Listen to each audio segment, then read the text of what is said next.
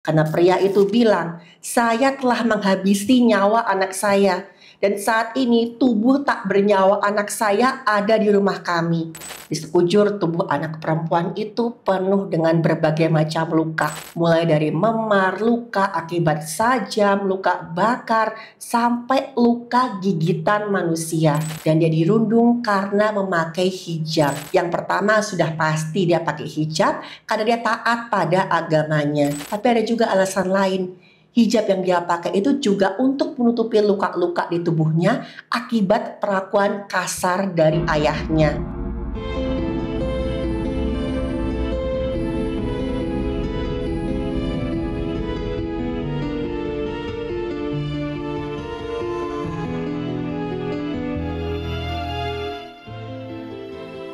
Halo, saya Dr. Stefani.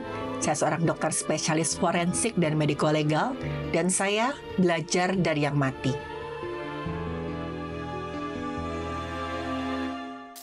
Kasus ini belakangan menghebohkan negara Inggris, di mana ada 3 orang pelaku yang terdiri dari 2 orang laki-laki dewasa dan 1 orang perempuan dewasa mendapat vonis berat karena mereka sudah menghilangkan nyawa seorang anak perempuan berusia 10 tahun. Kejadian ini terkuak ketika pihak yang berwenang dengan perasaan campur aduk menemukan jasad seorang anak perempuan dalam kondisi sangat mengenaskan. Di sekujur tubuh anak perempuan itu penuh dengan berbagai macam luka, mulai dari memar, luka akibat sajam, luka bakar, sampai luka gigitan manusia. Siapa ya yang tega melakukan perbuatan keji seperti itu sama anak perempuan yang usianya baru 10 tahun? Sehari sebelum jasad anak perempuan ini ditemukan, pihak yang berwenang mendapatkan telepon dari seorang laki-laki yang mengaku bernama Urfan Sarif. Laki-laki itu kedengaran ketakutan, dia panik, suaranya gemeteran kayak setengah menangis. Dia bilang, "Saya mohon, tolong anak saya, tolong anak saya." Pihak yang berwenang segera minta pria itu untuk tenang supaya bisa menceritakan kronologi ada apa sebenarnya. Mereka bilang, Bapak tenang ya. Anak Bapak kenapa? Ada kejadian apa?" Dan jawaban pria itu benar-benar membuat pihak yang berwenang sangat terkejut. Karena pria itu bilang, "Saya telah menghabisi nyawa anak saya, dan saat ini tubuh tak bernyawa anak saya ada di rumah kami." Dan setelah memberitahu alamat rumahnya, sang pria ini langsung menutup teleponnya. Pihak yang berwenang tadi sempat curiga nih, jangan-jangan ini telepon iseng atau istilahnya prank. Tapi bagaimanapun yang dikatakan pria itu melibatkan tindak pidana penghilangan nyawa. Akhirnya pihak yang berwenang tetap memutuskan untuk mendatangi rumah yang alamatnya disebutkan oleh sang pria tadi. Waktu rumah tersebut didatangi oleh pihak yang berwenang, mereka merasa ada sesuatu yang mencurigakan di rumah tersebut. Pertama, rumah itu kelihatan kosong, lampu rumah nggak menyala, halaman rumah itu juga sangat-sangat berantakan. Dan bahkan ketika ketuk-ketuk itu nggak ada sama sekali orang yang menjawab. Mereka masuk ke dalam rumah, mereka panggil-panggil, tapi sama sekali gak ada jawaban. Rumah itu kelihatan kosong. Dan kecurigaan pihak yang berwenang pun terbukti ketika mereka naik ke lantai 2 dan masuk ke salah satu kamar yang sepertinya adalah kamar anak-anak. Seperti yang sudah saya sebutkan di awal, pihak yang berwenang menemukan ada jasad seorang anak perempuan dengan kondisi tubuh yang penuh luka. Dan jasadnya itu ada di salah satu tempat tidur susun. Anak perempuan ini bernama Sarah, nama lengkapnya adalah Sarah Syarif. Sarah ini adalah seorang anak berusia 10 tahun. Dia tinggal bersama ayah, ibu tiri, pamannya, dan 5 orang saudaranya yang lain. Jadi ayah sama ibu kandungnya Sarah ini sudah berpisah ketika Sarah masih kecil. Dan setelah itu ayahnya menikah lagi dengan seorang perempuan yang usianya jauh lebih muda. Ayah Sarah ini bernama Urfan Sarif. Nah, Urfan inilah yang tadi menelpon dan dia mengatakan sudah menghilangkan nyawanya Sarah. Terus Urfan ini di mana? Terus keluarga Sarah yang lain juga ada di mana? Pihak yang berwenang juga menemukan ada beberapa lembar kertas dengan tulisan tangan di samping jasadnya Sarah. Isinya kurang lebih seperti ini. Ayah menyayangimu Sarah. Siapapun yang menemukan surat ini, saya ingin kalian tahu kalau saya Urfan Sarif yang telah menghilangkan nyawa anak saya. Saya melarikan diri karena saya takut, tapi saya berjanji akan menyerahkan diri saya suatu hari nanti. Saya bersumpah saya tidak bermaksud menghilangkan nyawa Sarah. Saya kehilangan kendali ketika saya mendisiplinkan anak saya. Dan setelah itu si Urvan menulis, dia memohon untuk memakamkan jasad Sarah secara layak. Dan dia juga berjanji bahwa dia akan kembali sebelum jasad Sarah selesai diperiksa. Kondisi jasad Sarah teman-teman itu sangat-sangat tragis.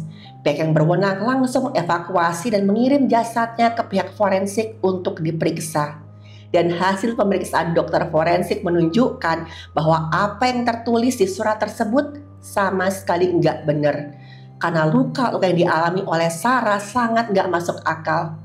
Bayangin aja teman-teman, dari hasil forensik ditemukan setidaknya ada 70 luka di tubuhnya Sarah. Tubuhnya itu penuh dengan luka lecet dan juga memar, dan paling banyak ditemukan pada bagian dada, perut, punggung, paha, dan lengan atas. Pokoknya bagian yang tertutup pakaian. Dan dokter forensik bilang ini tidak mungkin disebabkan akibat anak ini terjatuh. Sudah pasti nggak mungkin. Kalau karena jatuh, luka-lukanya itu pasti akan ditemukan di bagian tubuh yang tidak tertutup pakaian. Pada anak-anak yang aktif, kadang-kadang mereka jatuh atau kebentur. Biasanya bagian tubuh yang menonjol seperti dahi, hidung, siku, atau lutut itu yang paling sering terkena cedera. Luka pada punggung, bokong, perut, dada itu jarang sekali terjadi kalau anak itu benar-benar terjatuh. Dan selain itu, luka pada tubuh Sarah terjadi pada waktu yang tidak bersamaan.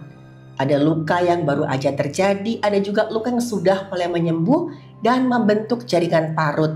Ini menunjukkan luka-luka tersebut tidak diobati secara benar. Dan cedera dengan pola seperti ini khas sekali pada tindak kekerasan yang terjadi secara berulang kali. Di beberapa bagian tubuh Sarah yang lain ditemukan juga ada luka dengan pola yang khas. Ukurannya panjang 27 cm dan lebarnya 13 cm. Dan luka ini menunjukkan pola hantaman benda panjang.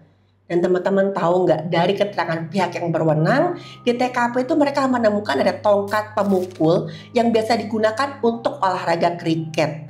Di tongkat tersebut ada bercak cairan tubuh yang saat diperiksa DNA-nya tuh sama dengan Sarah. Diduga kuat benda inilah penyebab memar di tubuhnya Sarah.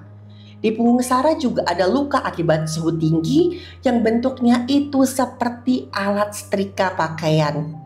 Ditemukan luka serupa lebih dari satu di punggungnya Sarah. Dan dokter yang meriksa itu sampai benar-benar miris saat menyampaikan ini ke penyidik. Dia bilang, saya nggak bisa membayangkan rasa sakit dan takut seperti apa yang dirasakan oleh anak ini. Ditambah lagi ada satu luka yang membuat dokter forensik merasa sangat-sangat ngilu. Di jari manis tangan kirinya Sarah ada sebagian kulit yang hilang dan tepinya itu rata. Seperti ada yang sengaja mengupas kulit jari manisnya Sarah menggunakan benda dengan permukaan yang tajam.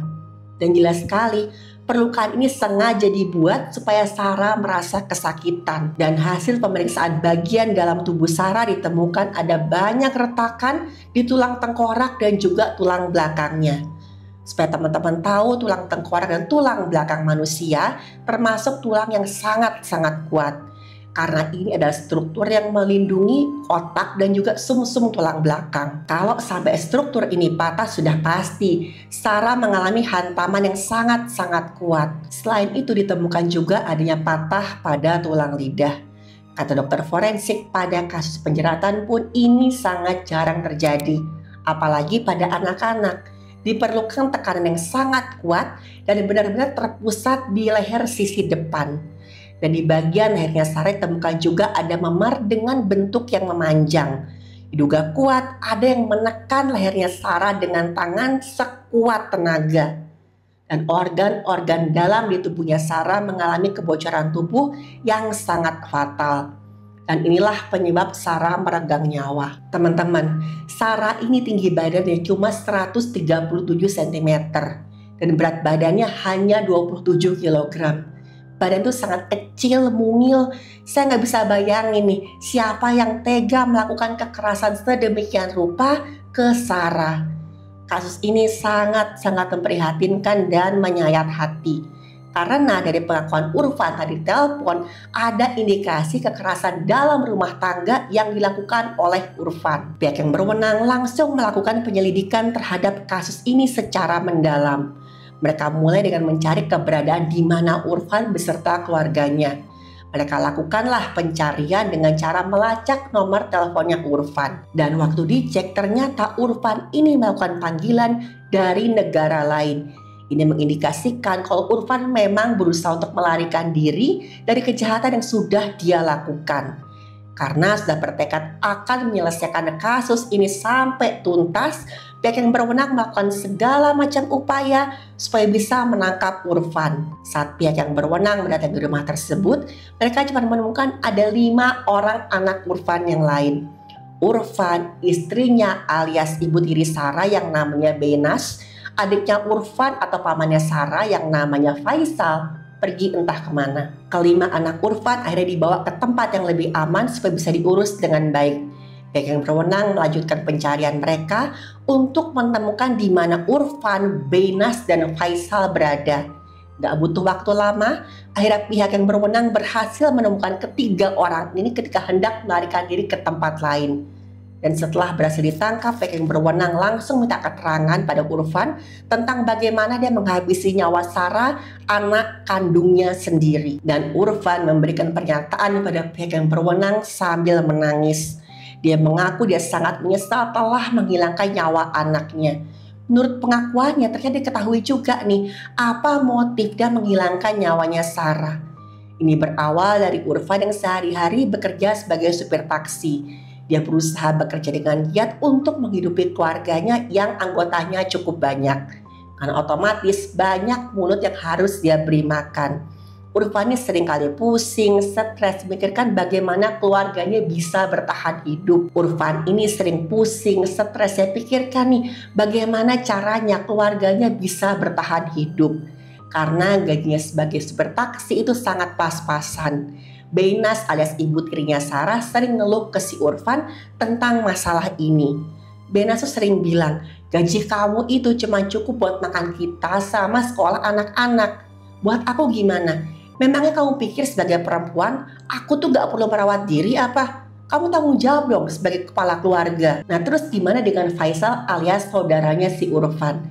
Bukannya membantu bekerja, mencari penghasilan tambahan, Faisal malah sering minjam uang ke Urfan. Sehari-hari dia selalu bilang, "Kak, aku pinjam uang ya, mau pergi sama teman-temanku. Kak, aku pinjam uang ya buat ini, buat itu." Dan semua itu membuat Urfan benar-benar stres dan tertekan. Dan Urfan perlu sesuatu untuk meluapkan stresnya itu. Tapi langkah yang diambil Urfan sangat-sangat salah. Dia meluapkan semua rasa stres dan frustrasinya ke Sarah. Setiap Sarah melakukan apapun tuh kayaknya selalu salah di matanya Urfan. Dan Urfan sering memarahi bahkan sampai memukul anak gadisnya itu. Kok bisa ya Sarah dijadikan pelampiasan oleh Urfan? Salah satu alasannya karena Sarah yang paling sering di rumah di antara keenam anaknya Urfan. Ini disebabkan Sarah harus menjalani sekolah di rumah atau istilahnya homeschooling. Ini bukan tanpa alasan, tapi Sarah itu terpaksa di homeschooling karena dia dirundung di sekolah lamanya. Dan dia dirundung karena memakai hijab. Memang di sekolahnya Sarah jadi satu-satunya murid yang memakai hijab. Saya sangat tidak suka dengan perundungan. Karena toleransi itu seharusnya sangat-sangat penting diajarkan ke anak-anak dari usia yang sangat dini, termasuk di sekolah. Karena perundungan yang dia dapat, Sarah jadi satu-satunya anak Urfan yang menjalani homeschooling. Di mana homeschooling ini sudah pasti nggak murah dan jadi salah satu penyebab Urfan mengalami stres. Mungkin saat itu setiap kali Urfan melihat Sarah, dia melihat Sarah itu sebagai beban di keluarganya. Ini loh, anak yang sekolahnya tuh paling mahal di antara anak-anak yang lainnya. Gara-gara dia gak tahan dirundung sedikit aja di sekolah, saya terpaksa mengeluarkan biaya ekstra supaya anak ini merasa aman. Dan itulah salah satu penyebab Sarah menjadi target pelampiasan stresnya Urfan. Dan teman-teman tahu, di kemudian hari baru ketahuan nih, kenapa Sarah pakai hijab. Yang pertama sudah pasti dia pakai hijab karena dia taat pada agamanya. Tapi ada juga alasan lain. Hijab yang dia pakai itu juga untuk menutupi luka-luka di tubuhnya akibat perlakuan kasar dari ayahnya. Sarah sayang, kami semua yang ada di sini berempati dan berdoa untuk kamu. Karena homeschooling dan hampir selalu di rumah, Urfan pun sering melampiaskan kekesalannya sama Sarah. Tapi kejutan dalam kasus ini nggak berhenti sampai di situ teman-teman. Ternyata bukan cuma Urfan yang melakukan tindak kekerasan pada Sarah. Menurut keterangannya Urfan, Beinas dan Faisal juga sering melakukan kekerasan pada Sarah. Motifnya sama, karena mereka berdua juga stres. Beinas stres karena menikah dengan Urfan yang ternyata penghasilannya pas-pasan. Sementara Faisal stres karena dirinya sebagai laki-laki belum dapat pekerjaan sampai harus numpang ke si Urfan. Beinas sama Faisal sering melihat Urfan melampiaskan kekesalannya sama Sarah. Bukannya menahan dan mengingatkan Urfan untuk tidak melakukan kekerasan, mereka berdua malah mengikuti caranya Urfan. Dan yang lebih parah lagi, Beinas sama Faisal ini terbukti lebih sadis dari Urfan. Di antaranya mereka sering menggigit beberapa bagian tubuhnya Sarah, menyiram Sarah dengan air panas, memukul dan bahkan menendang tubuhnya Sarah. Dan puncaknya adalah sehari sebelum Sarah ditemukan dalam keadaan meregang nyawa. Waktu itu Sarah gak sengaja melakukan sebuah kesalahan ketika mengerjakan tugasnya. Urfan langsung marah, dia kalap, dia pukuli tubuh Sarah berkali-kali. Beinas dan Faisal yang melihat kejadian tersebut malah ikut melakukan kekerasan terhadap Sarah.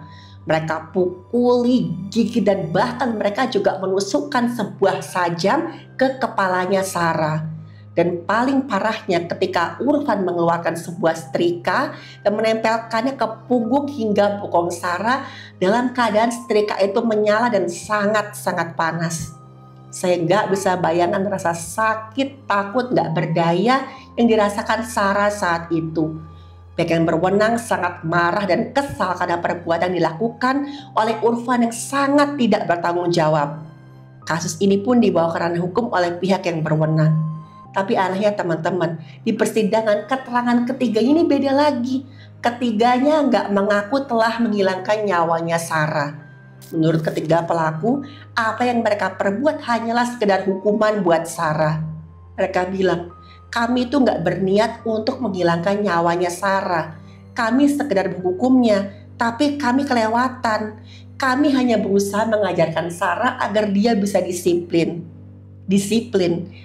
Apa maksud mereka dengan disiplin menggunakan kekerasan yang kelewat batas? Dan biarpun ketiganya ini nggak mengaku, tapi semua bukti jelas menunjukkan kalau ketiganya telah melakukan tindak pidana penghilangan nyawa. Dan ketiga pelaku harus tetap dihukum setimpal dengan perbuatan mereka. Sementara 5 anak Urfan yang lain diurus oleh Badan Sosial dan juga Perlindungan Anak. Teman-teman, saya mau menegaskan sekali lagi, kalau kekerasan terhadap anak adalah satu kejahatan kemanusiaan. Anak-anak berhak mendapatkan perlindungan dari segala jenis bentuk kekerasan. Saya harap kasus semacam ini tidak terulang lagi.